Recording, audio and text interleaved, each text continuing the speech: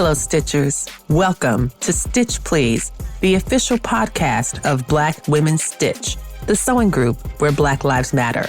I'm your host, Lisa Woolfork.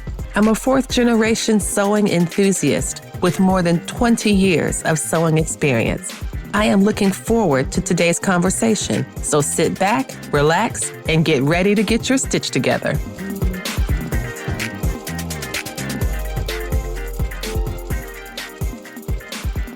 Hey friends, hey, it's Lisa from Black Women Stitch and the Stitch Please podcast. And as I say every week, this is a very special episode. You know why? Because this episode is going to be talking about Primp your pincushion. Yes, Primp your pincushion.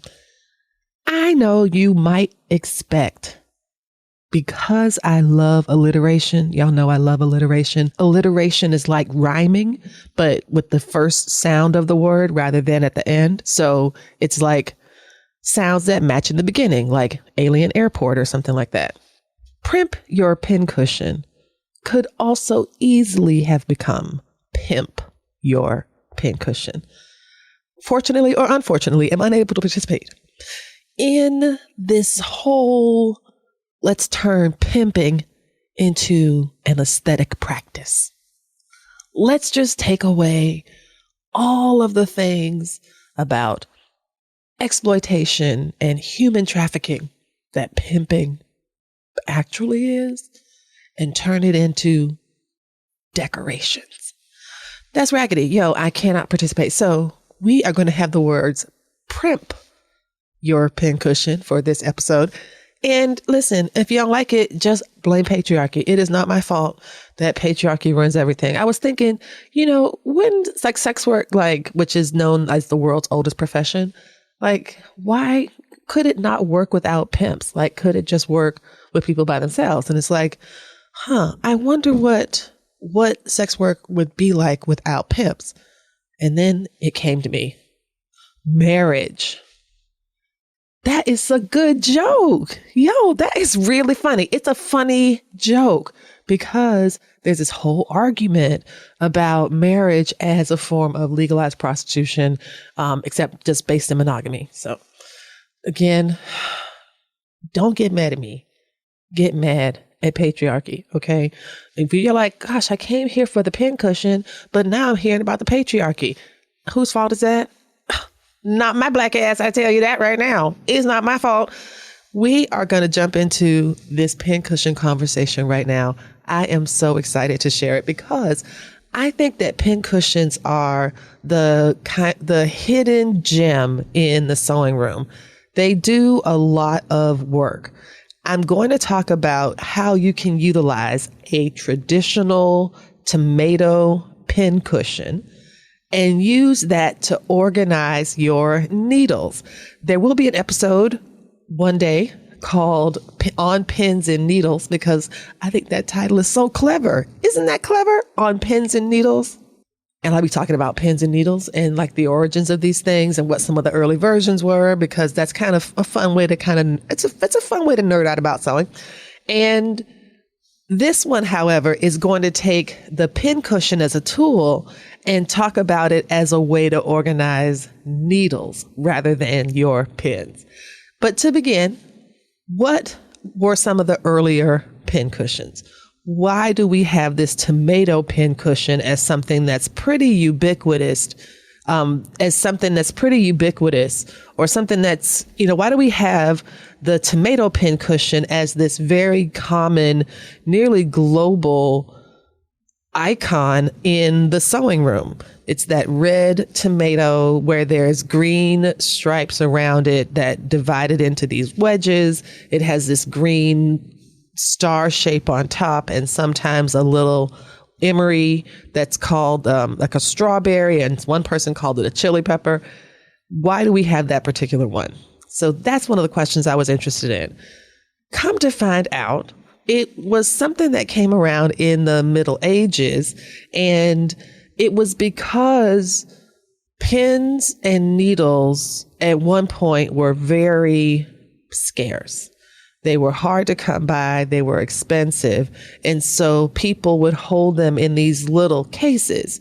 almost like a cylindrical toothpick holder. It had a cap on the end, and you could put your needles in that, and then you put the cap on, and then you didn't worry about your needle being lost. You could have it would be safe, it would remain sharp, all of these things.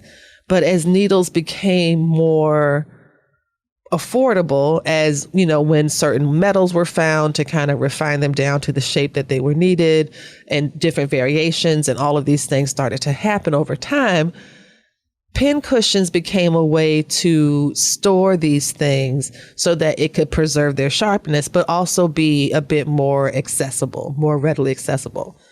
Now, there's a really weird story about the tomato pin cushion. There are some who make the argument that in the Middle Ages in Europe, that tomatoes were seen as a symbol of good luck. And so you would have a tomato in your house as a sign of prosperity or goodwill or good wishes.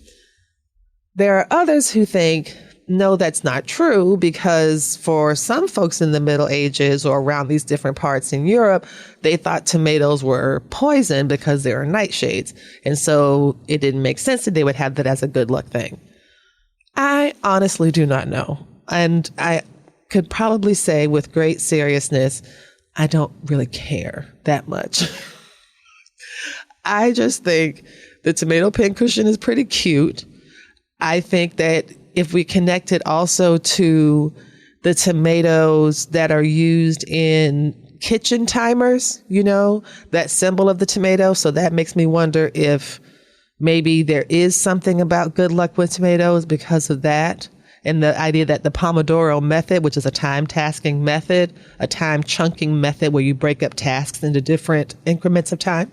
I think the tomato is really ubiquitous. I think the tomato is really something that you see a lot. And it reminds me of the Pomodoro method.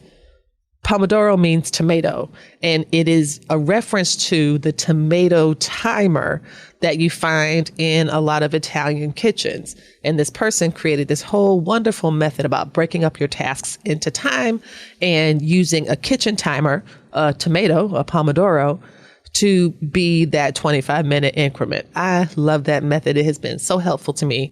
So all is to say, the tomato became a symbol because some attached it to the idea of bringing good luck. Others find that to be a bunch of malarkey, just malarkey. And they don't fool with it. And they just think that it was something that was made up for no reason. I just think the tomato is really cute. I think it is very small. I think it is densely packed with emery, with the things to keep the needles sharp. You can do all kinds of things if you wanted to make your own pin cushions. And we can talk about that on the Patreon, because I have made some, especially the ones that I used to really enjoy where I would add it to my wrist. I made a slap band wrist pin cushion, and that could be a really fun Patreon meetup project. We should totally. So despite its unclear origins, the tomato pin cushion remains a very popular sewing notion to this day. It is something that you can find in many stores that sell sewing notions and accessories. It's one of the first things that you give someone who is learning to sew, because they will need to have access to this very basic tool.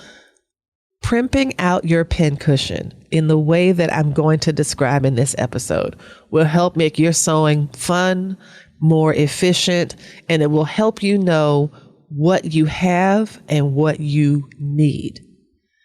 It also gives you the chance to grow. And I'm not saying that you have to buy all the needles that I'm going to talk about in this episode. That is not necessary. If you are a new sewist and you know that what you're doing is garments, then you'll want a universal needle. You'll want some stretch needles. You'll want perhaps a top stitch needle, but you won't need an embroidery needle right now. You don't need quilting needles. If you're someone who's a quilter and you know you want to do quilting, you should get the quilting needles, and they have different types of quilting needles, and we can talk about that. The point of today's episode is to invite you to get curious about your own sewing practice and to set yourself up for success using some of the easiest and most readily available tools possible. And that's what's exciting me about today's episode. This tomato pincushion is a basic fundamental notion. I think they cost maybe about $1. I've definitely seen them at the 5-quarter tree store, and they might even come bundled with a seam ripper or with something else.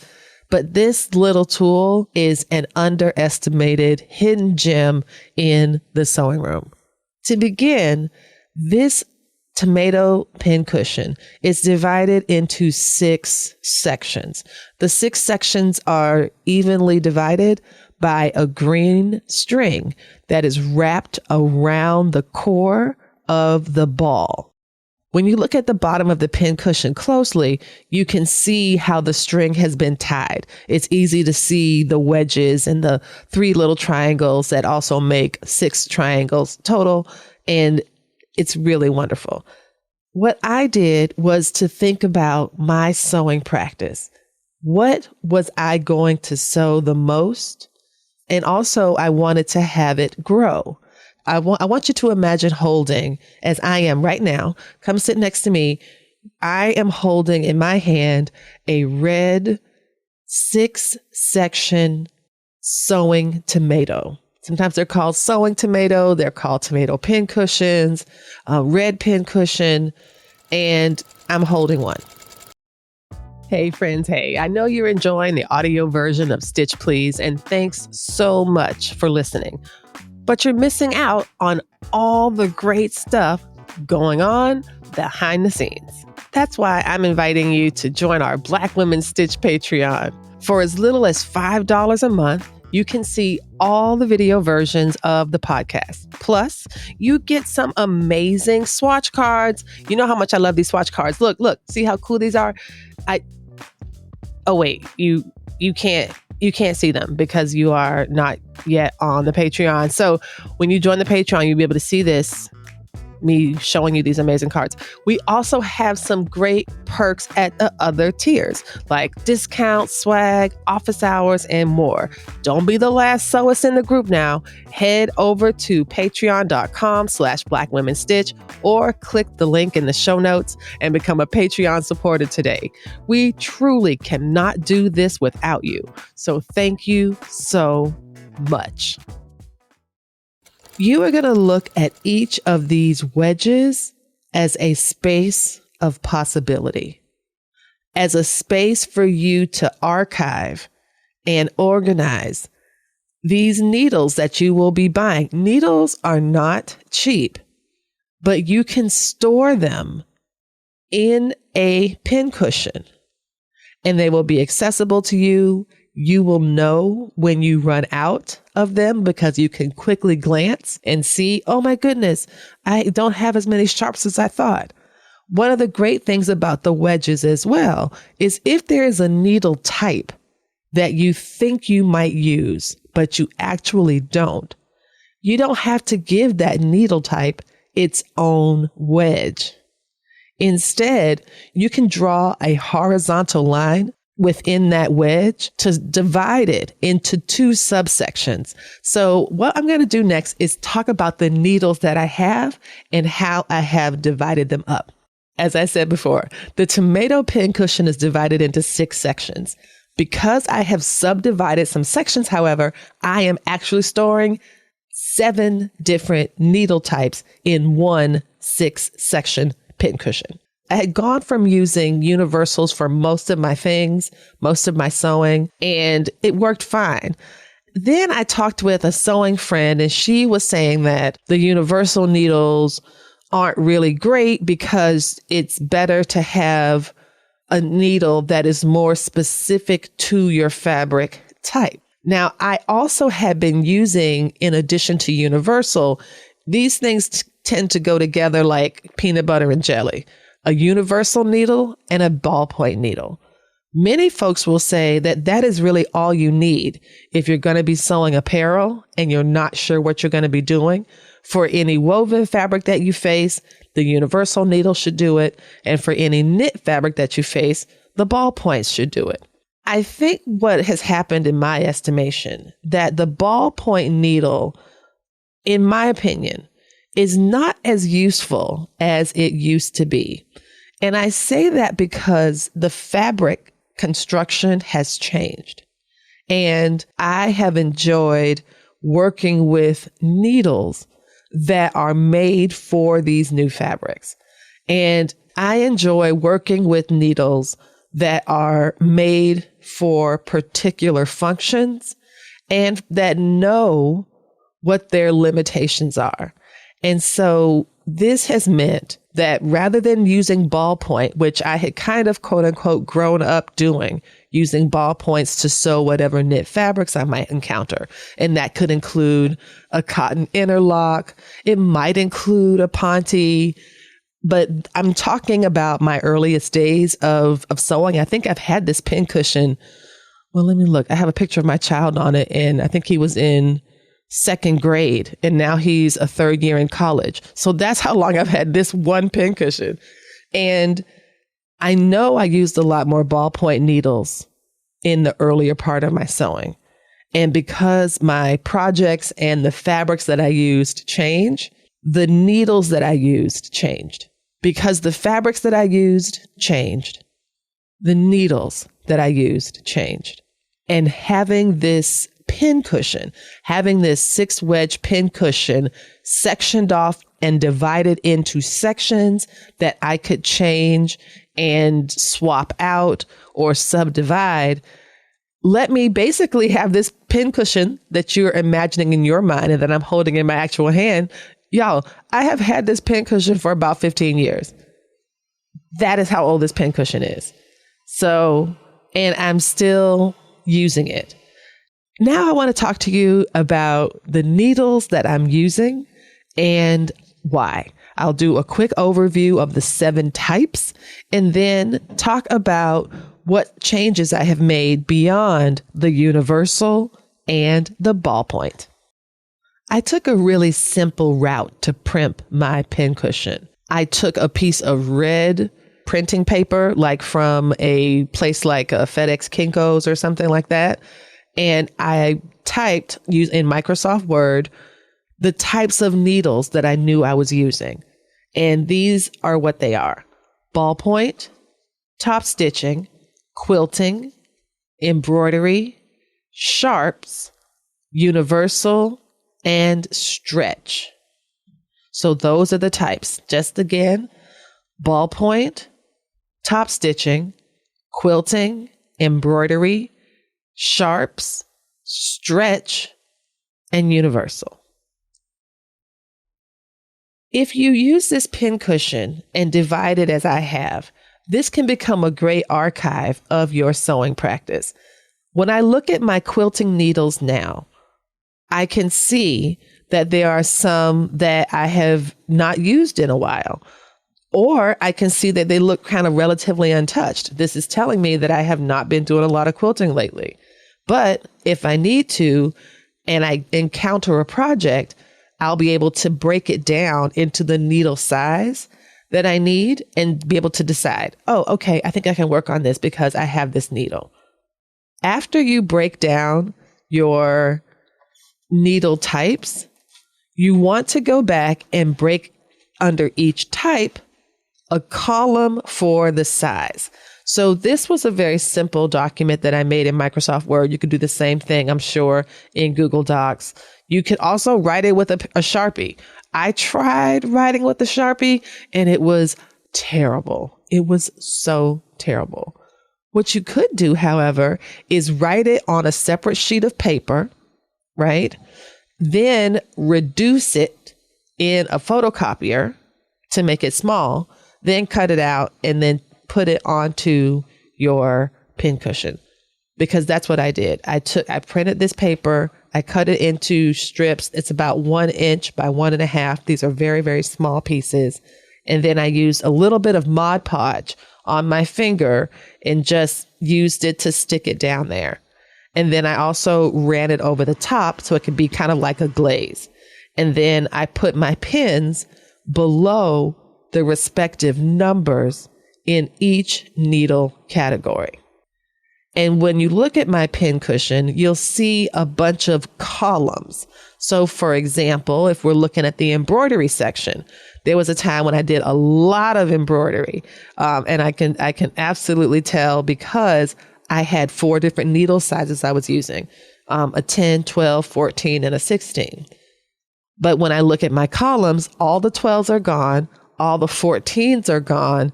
And I guess I must have never used a size 16, but I know when I go back to my embroidery needles, I need to get some size 12s and some size 14s. I want to talk to you about subdividing the wedges of your pincushion.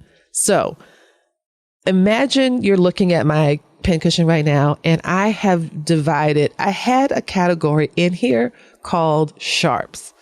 I have been using a needle brand that has a needle called Sharps. I really enjoy their sharp needle.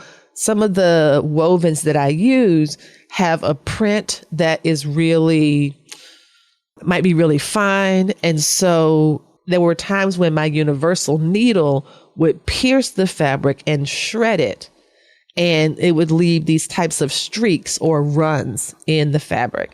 And that is a sign that that's a needle problem. It was doing it when I was serging. I had not seen anything like it. I think I was trying to do a rolled hem on some type of chiffon or something. But whenever the needle touched it, it just looked like the fabric was running or unraveling with every pierce of the needle. And I was like, oh no, this is a needle problem. And I switched from universal to sharps, and I have not had that problem since. And so I made a space for sharps. But then I also started to use more synthetic knits that I really enjoy, the cotton lycras. And I discovered that for some of the sweater knits, that depending on the knit, depending on how much synthetic is in it, and depending if it's a polyester versus rayon, all of that can determine what needle will best work. And I have found that for the sewing that I have been doing, a stretch needle is the thing that has been very useful. And so I'm breaking these down to explain why I have these many sections in my pincushion and how you can build yours yourself. I want to close with a fun decorative idea that I did for my pincushion to use decorative pins as a marker. So for example, what if you were making a project and you only needed to use a needle for maybe one seam? You're not going to do the entire hem of a garment. You're not going to do a lot. Maybe you want to top stitch the flap of a pocket, and that's it. I think it's okay to use that needle to do that small amount of work and then put it back right where it was so you can use it again if you want to do it more extensively. Now, I probably wouldn't use that same needle over and over and over again, because then, sis, for real, you're just using it. But if you wanted to, there's lots of garments that you want to top stitch on. And yes, if you're going to love your garments that much that you're going to switch out your needles to get the best outcome, why not do yourself a favor and say, hey, you know what? I'm just going to pop this needle on real quick. I'll just sew around this pocket and then I'll be done. And you can do that. And then you can put that needle back. And one of the things I love is something that I have here right now is I have some shrinky dink pins that I made as a way to mark special places on the pin cushion. So if I were working with a quick embroidery project, well, actually, no. If I embroider something, that needle is done. There is far too many stitches for an embroidery to feel like you can just sew with it a little bit, sis. You're going to have to just throw that one out and get you, not throw it out in the trash. What do we do with our needles? Y'all, what we do with our needles? We put them in a medicine bottle. You cannot use a little bit of an embroidery needle, but you can use a little bit of a top stitching needle, a little bit of a ballpoint, a little bit of a quilting. If you run into a dense section, you can use a little bit of your needles.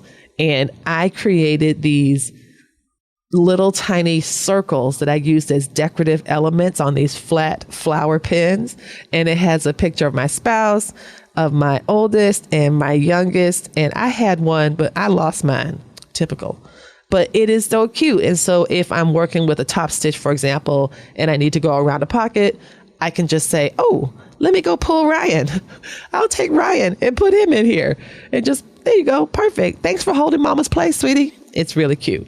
And this was when they were so little. That's why I know I've had this pin cushion about 15 years, because the picture is him from like second grade. I mean, time flies. Anywho, y'all, thank you so much for listening to this episode about the 6 wedge tomato pin cushion. I hope that you have learned something, and I hope that you have realized how you can create solutions that work best for you and serve your creative practice best. So thank you so much again, and come back next time and we'll help you get your stitch together. You've been listening to Stitch Please, the official podcast of Black Women Stitch, the sewing group where Black Lives Matter. We appreciate you joining us this week and every week for stories that center Black women, girls, and femmes in sewing. We invite you to join the Black Women Stitch Patreon community with giving levels beginning at $5 a month. Your contributions help us bring the Stitch Please podcast to you every week. Thank you for listening. Thank you for your support, and come back next week and we'll help you get your stitch together.